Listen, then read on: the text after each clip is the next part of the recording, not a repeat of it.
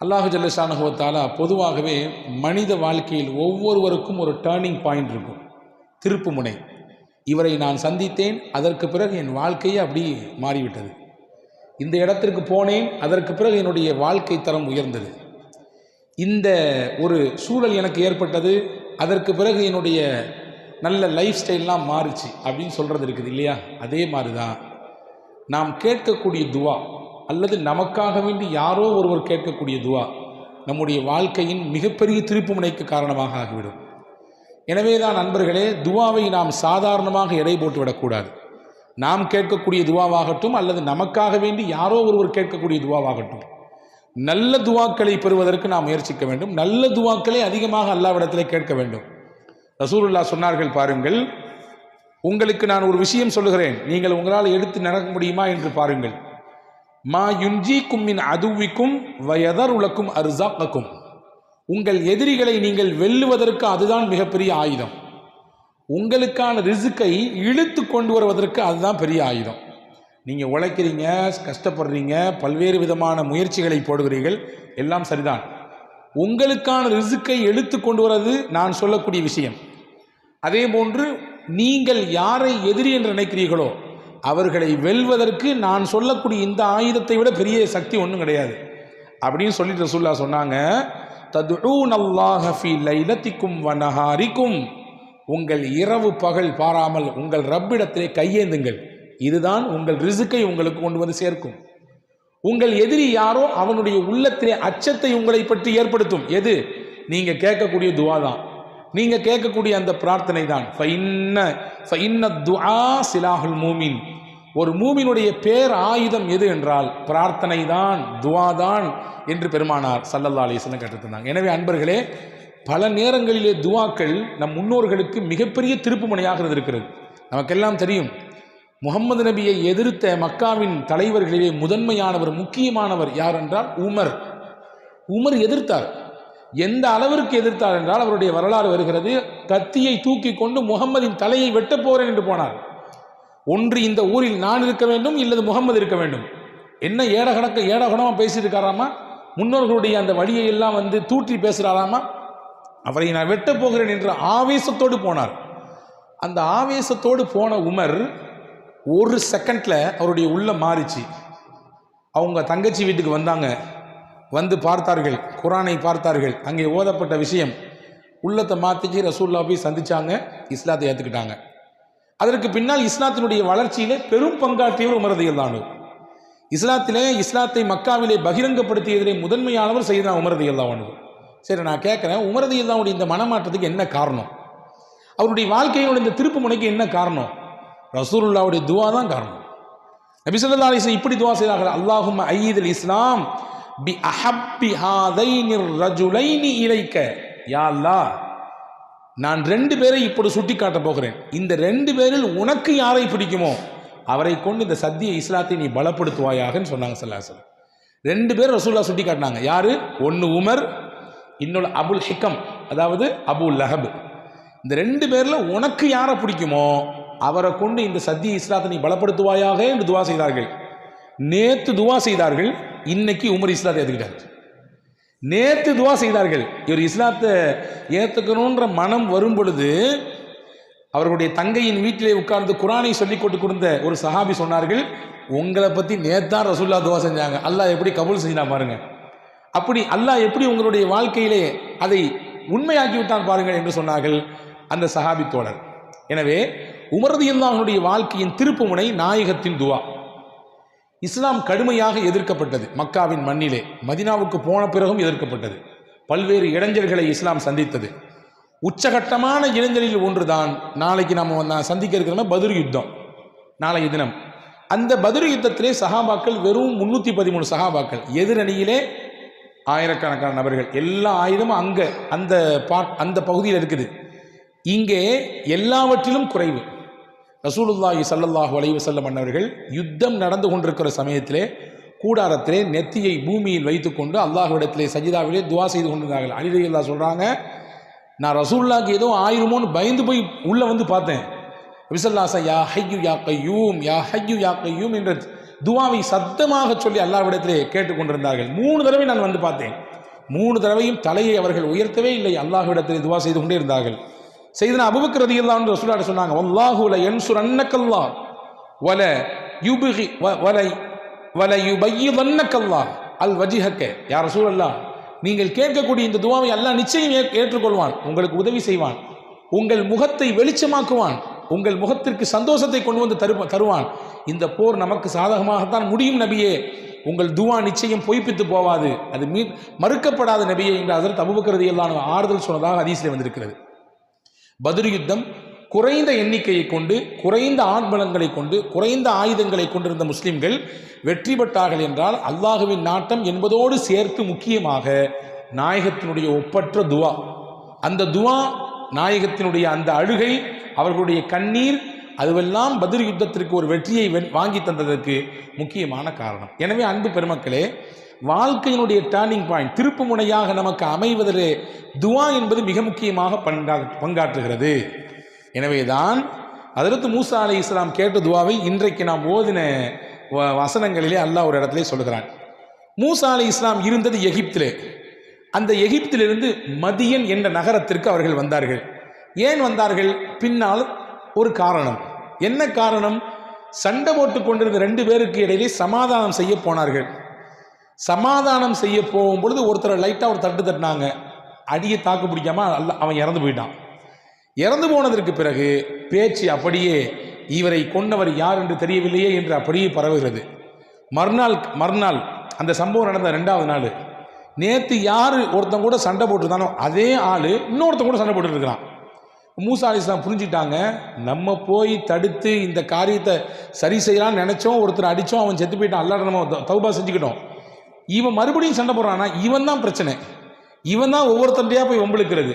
ஏப்பாங்க வா என்று கூப்பிட்டு பேசக்கூடிய சமயத்தில் அவன் சொன்னான், நேற்று ஒருத்தனை அடித்து கொன்னியே, அதே மாதிரி என்னையும் நீ கொன்ன போறியா அப்படின்னு கேட்டான். இந்த வார்த்தை சத்தமாக சொன்னவுடன் சுற்றி இருந்த மக்கள் எல்லாம் திரும்பி பார்த்தார்கள். இப்போ நேற்று இறந்து போனதுக்கு காரணம், ஒருத்தன் இறந்து போனதுக்கு காரணம் இவர் தான் என்று எல்லாருடைய பார்வையும் மூசாவின் மீது படுகிறது. மூசா அலைஹிஸ்ஸலாமுக்கு இப்பொழுது அல்லாஹ்வினுடைய உத்தரவு, இந்த இடத்தை விட்டு கடந்து போகணும் அப்படின்னு சொல்லி எகிப்திலிருந்து கிளம்புகிறார்கள். மதியனுக்கு போக வேண்டும். எப்படி போவது? வழி என்ன சாதனம்? எதுவுமே இல்லை. அல்லாஹ்வின் மீது தவக்கல் வைத்து செல்கிறார்கள். போனார்கள். போய் மதியன் தேசத்திற்கு இறங்கினார்கள். யாருமே ஆள் அரவம் இல்லாத இடம். அந்த இடத்திலே சில மக்கள் தங்களுடைய ஆடு ஒட்டகங்களுக்கு தண்ணீர் கொடுத்துட்டு இருக்கிறாங்க. அதை நின்று வேடிக்கை பார்த்துட்டே இருக்கிறாங்க. ஓரத்தில் 2 பெண்கள் ஓரமாக நிற்கிறார்கள். அந்த பெண்கிட்ட போய் மூசா அலைஹிஸ்ஸலாம் கேட்டாங்க, நீங்கள் மட்டும் ஏன் இங்கே நிற்கிறீங்க? எல்லாரும் அங்கே போய் தண்ணி பிடிச்சிட்டு இருக்காங்களே. அந்த 2 பெண் பிள்ளைகளும் சொன்னார்கள், அந்த கூட்டம் போனதுக்கு பின்னாடி தான் நாங்கள் தண்ணி பிடிப்போம், ஆண்களோடு கலக்க மாட்டோம், நாங்கள் தனியாகத்தான் போய் பிடிப்போம். சரி, வேற எதுவுமே கிணறே இல்லையா? அங்கே தண்ணி பிடிக்கிறதுக்கு இருக்குது, ஒரு பாலடைந்த கிணறு. அந்த கிணத்தினுடைய மூடியை திறக்கிறதே ரொம்ப கஷ்டம். எங்கே இருக்குது காட்டுங்க. நேராக மூசா அலைஹிஸ்ஸலாம் போனாங்க. அந்த கிணற்றின் மூடியை அப்படியே தூக்கி எடுத்து தண்ணீரை பிடித்து அந்த பெண்கள் இருவருக்கும் ஊற்றி கொடுத்து அனுப்பிவிட்டார்கள். வரலாற்றில் எழுதுறாங்க தஃப்சீரில், அந்த மூடியை 10 பேர் சேர்ந்தால் தான் தூக்க முடியுமா. ஆனால் மூசா அலைஹிஸ்ஸலாம் ஒத்த ஆளாக தூக்குனாங்க. இந்த 2 பெண்களும் வீட்டுக்கு எப்பொழுதுமே தாமதமாக போகக்கூடியவர்கள். அன்னைக்கு ரொம்ப சீக்கிரமாக வந்துட்டாங்க. அவருடைய தகப்பனார், அவரும் ஒரு நபி, வயதானவர். அந்த நபிக்கு பெயர் ஷுஐப். அவங்க கேட்டாங்க, என்னம்மா எப்பொழுதுமே லேட்டாக வருவீங்களா, இன்றைக்கி சீக்கிரமாக வந்துட்டீங்களே. கதையை சொன்னாங்க. ஒரு வாலிபர் பார்ப்பதற்கு நல்ல மனிதராக தெரிகிறார், நம்பிக்கையாளராக இருக்கிறார், ரொம்ப பலமிக்கவராக இருக்கிறார், அவர் செய்த உதவித்தான் இது என்று அந்த 2 பிள்ளைகளும் தன் தகப்பனிடத்திலே சொன்னார்கள். இது ஒரு புறம் போகட்டும். மூசா அலைஹிஸ்ஸலாம் இந்த நன்மையை செய்து முடித்துவிட்டு அல்லாஹ்விடத்திலே துவா செய்தார்கள். என்ன துவா செய்தார்கள்? அதுதான் இன்று அல்லாஹ் குர்ஆனிலே சொல்கிறான். அதுதான் இன்னைக்கான நமக்கான செய்தி. ரப்பி இன்னி லிமா அன்ஸல்த இலைய மின் கைரின் ஃபகீர். யா அல்லாஹ், என் மீது சுமத்தப்பட்ட இந்த குற்றத்தினாலே உன்னுடைய நாட்டத்தை நாடி நான் இதோ வந்துவிட்டேன். இப்பொழுது எனக்கு எதுவுமே இல்லை, தங்குவதற்கு இடம் இல்லை, உடுத்துவதற்கு இந்த ஆடையை தவிர்த்து வேறு எதுவும் இல்லை, உண்ணுவதற்கு இலை தலைகளை தவிர வேறு எதுவும் இல்லை. இப்பொழுது எனக்கு எந்த நலவை கொடுத்தாலும் அதன் பக்கம் ரொம்ப தேவையானவன் நான். வைத்துக் கொள்ளுங்கள், ஊர் தெரியாது, பாஷை தெரியாது, எந்த ஒரு அறிமுகமும் இல்லாத ஒரு பகுதி, நாம் போய் தனியாக மாட்டிக்கொண்டோம். இப்பொழுது நம்முடைய மனநிலை எப்படி இருக்கும்? பாஷையும் தெரியாது, அறிமுகமான அவர்களும் இல்லை, எங்கே போய் இறங்கணும், எங்கே போய் சேரணும், இருந்த அட்ரஸ் ஃபுல்லாக தொலைஞ்சு போச்சு. எதுவும் இல்லாமல் இருக்கிறோம். இப்பொழுது நம்முடைய மனநிலை எப்படி இருக்கும்? இதோடு மூசா அலைஹிஸ்ஸலாமை கற்பனை பண்ணுங்கள். மூசா அலைஹிஸ்ஸலாம் அல்லாஹ்விடத்திலே கேட்டார்கள், யா அல்லாஹ், இப்போ எனக்கு என்ன கொடுத்தாலும் எனக்கு தேவை, எப்படியாவது எனக்கு வழிகாட்டு என்று கேட்டார்கள். இந்த துவாவின் பரக்கத் வரலாற்றில் எழுதுறாங்க, ஆசிரியர் பெருமக்கள் சொல்லித் தருவார்கள். வாழ்க்கையில் ஒரு மனிதன் எதையெல்லாம் தேடுவானோ எல்லாவற்றையும் அல்லாஹ் இந்த துவாவை கொண்டு அல்லாஹ் நிறைவேற்றி தருவான். மூசாவுக்கு மட்டுமல்ல, நமக்கும்.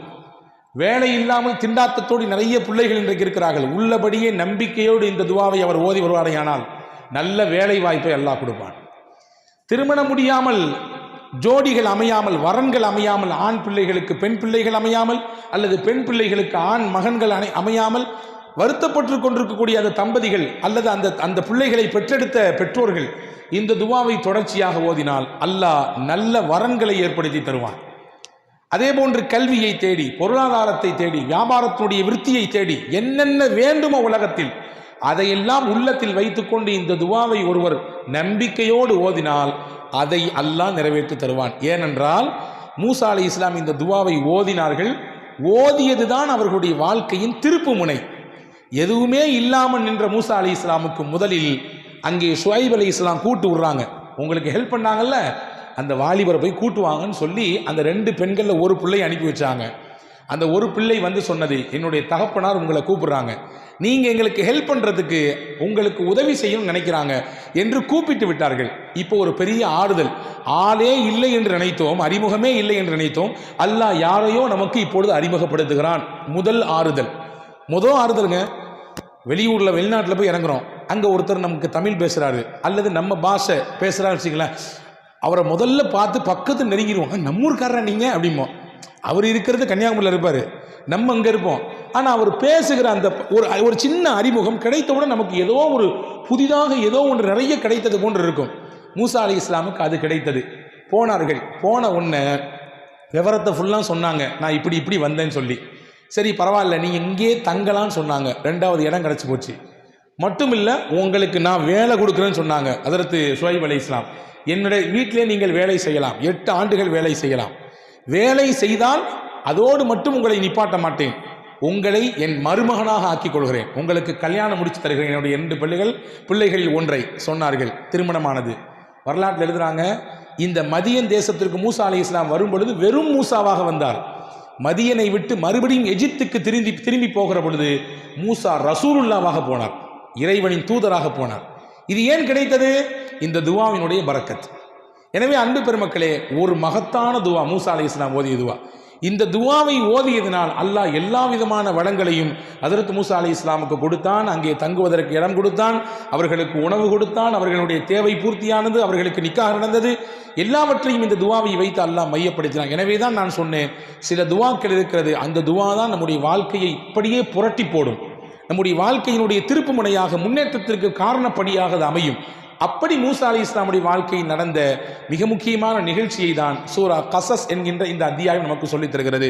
அன்பு பெருமக்களே, இந்த நிகழ்ச்சியிலிருந்து நான் உங்களுக்கு சொல்லக்கூடிய விஷயம் என்னவென்றால், எதை நாம் நாடி இருக்கிறோமோ, என்ன வேண்டும் என்று நாடி இருக்கிறோம், நம்ம பிள்ளைக்கு நல்ல ஒரு எதிர்காலம் அமையணும், வீட்டை கட்டி முடிக்கணும், நம்ம பிள்ளைக்கு கல்யாணத்தை பண்ணணும், நம்ம வியாபாரத்தை முன்னேற்றப்படுத்தணும், என் பிள்ளைக்கு நல்லா படித்து முடிச்சிருக்காரு, ஒரு வேலை வாய்ப்பு அமையணும், நல்ல கல்வியில் உயர்ந்து நிற்கணும், எது உண்டோ அதை உள்ளத்தில் ஆழ் மனதில் விதைத்து நம்பிக்கையோடு இந்த துவாவை ஓதி வந்தால் நிச்சயம் அந்த காரியத்தை அல்லாஹ் கைகூட செய்வான் என்பதை அறிஞர்களும் வரலாற்று ஆசிரியர்களும் திருக்குர்ஆனுடைய விரிவுரையாளர்களும் சொல்லித் தருகிறார்கள். அப்படிப்பட்ட மகத்தான துவா இன்று ஓதப்பட்டது. அன்பு பெருமக்களே, இந்த துவாவை நாம் உள்வாங்கிக் கொள்வோம். ரொம்ப சுருக்கமான வார்த்தைகள். ரப்பி இன்னி லிமா அன்சல்த இலைய மின் ஹைரின் ஃபகீர். மொத்தமே ஒரு 6 அல்லது 7 வேர்ட்ஸ். இன்னைக்கு பரீட்சைகள் நடந்து கொண்டிருக்கக்கூடிய காலம் இல்லையா, பப்ளிக் எக்ஸாம் நடக்குது நம்முடைய பிள்ளைகளுக்கெல்லாம், அவங்களுக்காண்டி நம்ம துவா செஞ்சு அனுப்பலாம். துவா என்பது இருக்கிறதே நமக்கு மட்டுமாக சுருக்கி கொள்ளக்கூடாது, பரந்துபட்ட பார்வையில் கேட்க வேண்டும், எல்லோருக்கும் கேட்க வேண்டும். அப்படி கேட்டால் என்ன நடக்கும்? நம் தேவை சாதாரணமாக நிறைவேறும். ரசூலுல்லாஹ்விடத்திலே ஒரு சஹாபி வந்தார். ரசூலுல்லாஹ்விட முன்னால் உட்கார்ந்து இப்படி துவா செய், அல்லாஹும் மர்ஹம்னி வ முஹம்மதன் வலா துஷ்ரிக் ஃபீனா அஹதன். யா அல்லாஹ், எனக்கும் முகமது நபிக்கும் மட்டும் ரஹமத் செய்யி, வேற யாரும் கொடுத்துறாங்க அப்படின்னாரு. எனக்கும் முகமது நபிக்கு மட்டும் ரஹமத் செய்ய, வேறு யாரும் கொடுத்துறாருன்னார். ரசூல் ஸல்லல்லாஹு அலைஹி வஸல்லம் அவரை வந்து பக்கத்தில் ஒரு தட்டி, என்னப்பா இது துவால இப்படியா கஞ்சத்தனம் காட்டுறது, எல்லாத்துக்கும் விசாலமாக அல்லாஹ் ரஹமத்தை தரப்போறான், எல்லாம் தரப்போறான். இதில் என்ன நீ சுருக்கி கேட்குறான்?